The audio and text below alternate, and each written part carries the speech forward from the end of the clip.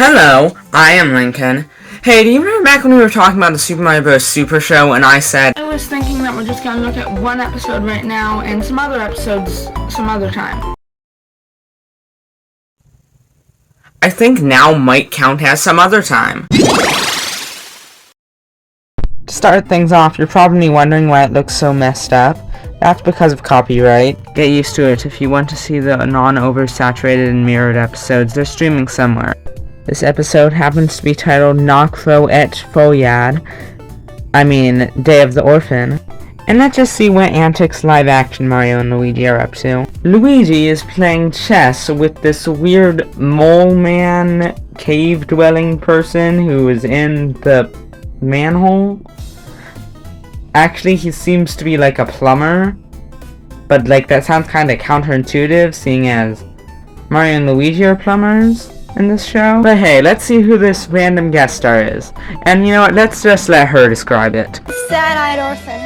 No parents, no brothers, no sisters. Just me and my shadow. Oh, I've been drifting for about 6 months now. Living off the land. Life is tough when you don't have any parents to love and take care of you. No one even cares that today is my birthday.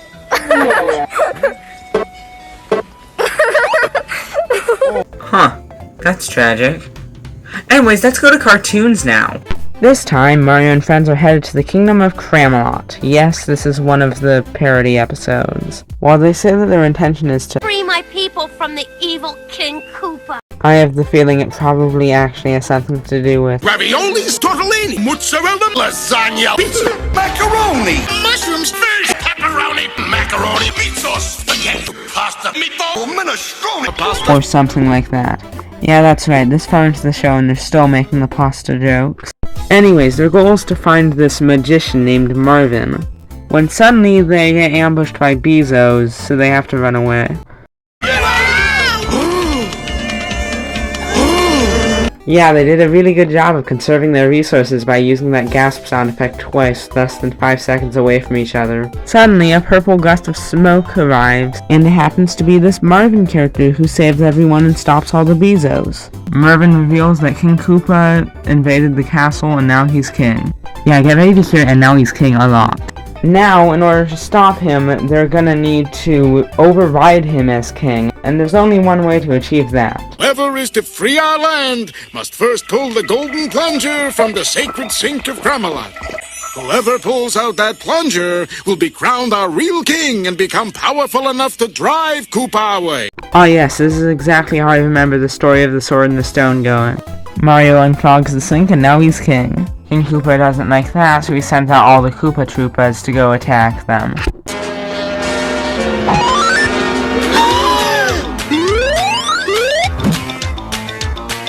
oh no! We're trapped! I'll save us! It's quiz time. Try and see what Mario's gonna do to get them out of this. Are they going to A, pick up the net and get it off of them like a normal person would? B, start eating it like spaghetti? C, use the golden plunger that somehow randomly has powers now to incinerate a hole in the net, despite the fact that before this moment they never mentioned that the plunger had powers.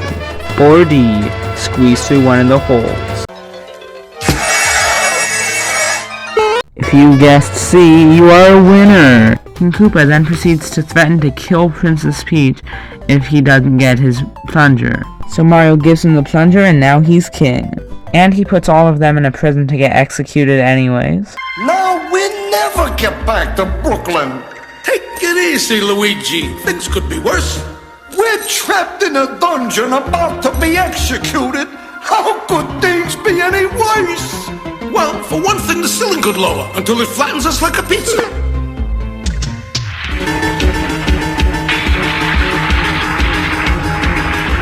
Very uncool, dudes!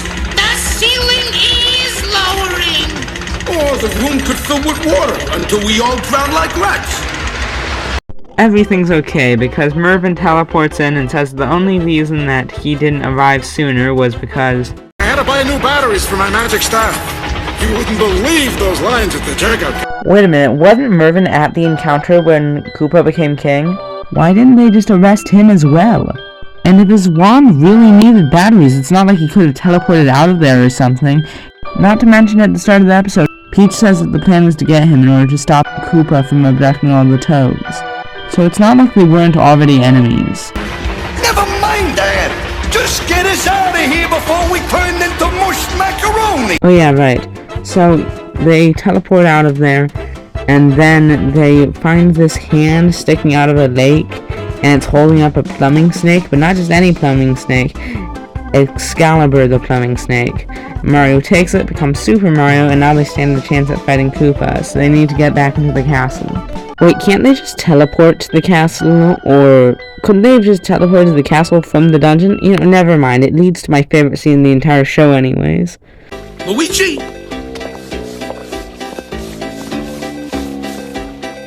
You'll have to swim across the moat and let down the drawbridge. Me? But I can't. I'm gonna have a baby. Ladies and gentlemen of Hollywood, that is how you do foreshadowing, but that's a discussion for another time. Luigi swims over there and knocks down the drawbridge, and then they go fight King Koopa in a battle that takes way too long. King Koopa ends up fleeing the kingdom, and then they tell Mario that because he saved the kingdom, he can become king, and now he's king. Hey!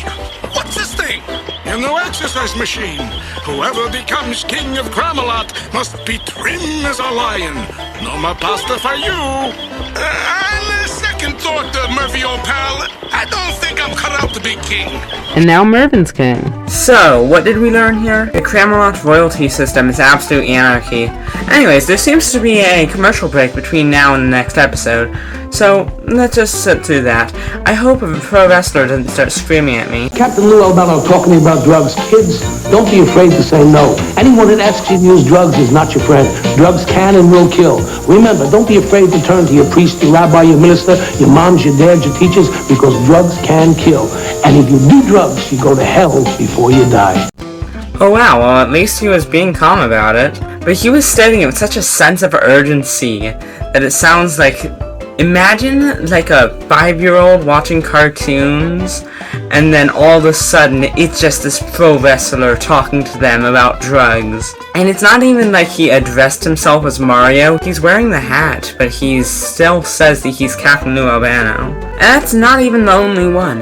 There's this one that's also really popular about guns and knives. You know someone that owns a gun or a knife? Depends, are you asking to be hooked up? Remember, guns and knives aren't toys. They can hurt people or even kill them. It could happen to your best friend or you. Okay, I get the point that you're trying to make, but I feel like saying that is a little unnecessary. Even if you think the gun isn't loaded or the knife isn't sharp, leave them alone. You wouldn't want to be wrong. But what kind of kids would even think, I'm gonna play with a gun because there's no bullets in it, or I'm playing with a knife because it's not sharp? Like, how idiotic does a child have to be for this PSA to even be necessary to air on TV? To be fair, I am the idiotic person who stabbed himself in the hand while trying to open up a Lego Mario box with a comically large knife, so... On to our next episode, Tnemisab et Nistab. Well, I'll just have Mario and Luigi explain what's happening. Hey, it's gonna be fun having an exchange student here, no? Yeah, and he's a smart one, too. What do you mean, smart one? How do you know that? Well, because he sent his luggage ahead of him. Whoa, some luggage. Yeah, got here smarter before you woke up. See, that's an interesting opening for an episode, because now, best case scenario, they have a vampire as their exchange student, or they have a grave robber and or serial killer on their hands. That sounds like an interesting subplot to return to later on. The princess needed 100 gold coins by tomorrow morning. In order to help her, you need to get your parents' credit card information and send it to this email right here. Apparently, if they don't make enough money, the orphanage is gonna close down, so they need to make as much money as possible. Eventually, Peach settles on the idea of, We sell the royal cow. but if you get rid of the cow, then what excuse will you have to exclude Funky Kong from the new Mario Kart? So they send Mario and Luigi to go sell the cow. I think you should have sent me, princess. I know the used cow market. They ended up selling the cow for garbanzo beans, which Peach just so happens to be allergic to, sneezes, and they blow away. The garbanzo beans then proceed to grow into a giant beanstalk. Have you guessed what this is a parody of yet? When Mario and Luigi wake up, they decide that they want to profit off of it.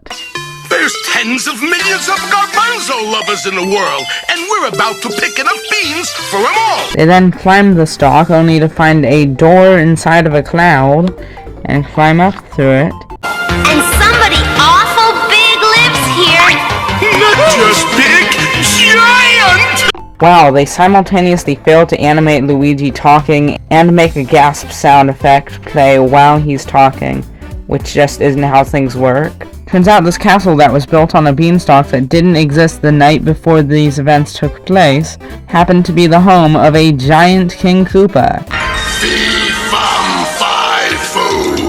I'm gonna cook some Mario stew.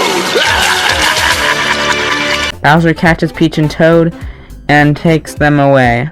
However, Mario and Luigi jump on this windblower thing. I don't know the name of them. I've seen them before, I just don't know what they're called. And it makes it too foggy, and he ends up just dropping them. And they run away to another room. In that room, there's a goose that lays coins for some reason.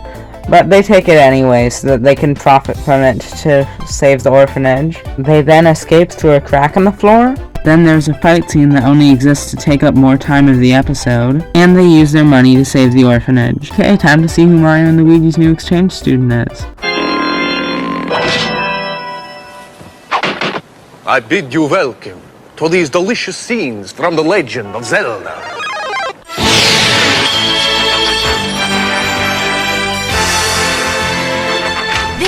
The Legend of Zelda show. I should probably talk about this one day. Okay, so Mario and Luigi don't want to live with a vampire, so they're looking up ways to murder him. Wait a minute, it's Mama's recipe for tomato sauce. I knew it. She's been trying to kill us for years. Would you really like to know how to get rid of a vampire? Yeah. Just ask me! I'll be out of here like a bat! It would have been so much better for the plot if he was a serial killer.